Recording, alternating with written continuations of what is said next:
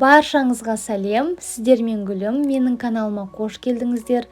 Сіздермен бүгін сапаги Деда Мороза деп аталатын ерекше салат рецептісімен бөліскім келеді. Бұл салатты жаңа жыл мерекесіне жасап, отбасыңызбен жақындарыңызды қуантыңыздар.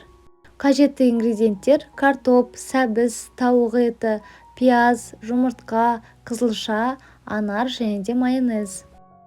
Барлық ингредиенттерді алдын ала турап, үкіштен өткізіп, дайындап аламыз.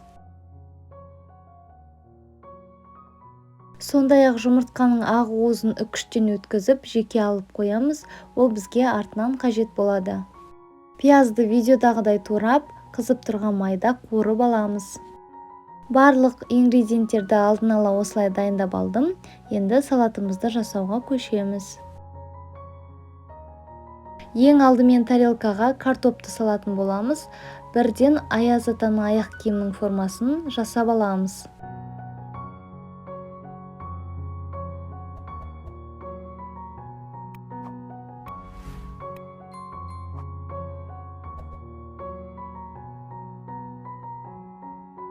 Әрбір слойдың ортасына майонез жағып отырамыз. Келесі слой бізде сәбіз. Қалған ингредиенттердің барлығын дәл видеодағыдай бірінің үстіне бірін салып шығамыз.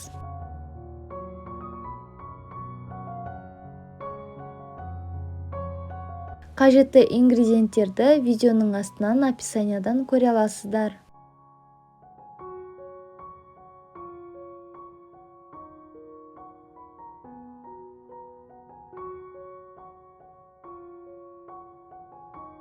Ең соңында қызылшаны түгелдей жан-жағына салып, артынан майонез жағамыз.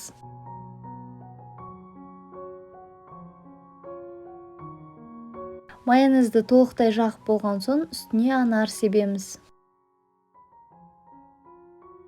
Жоғарғы жағына үкіштен өткізілген жұмыртқаның ақ уызын саламыз. Осымен біздің ерекше жаңа жылдық салатымыз дайын болды. Міндетті түрде жасап көріңіздер, сіздерге ұнайды. Ал видео ұнаса, каналға тіркеліп, лайк басып, қолдау білдіруді ұмытпаңыздар. Сіздермен болған Гүлім, астарыңыз дәмді болсын.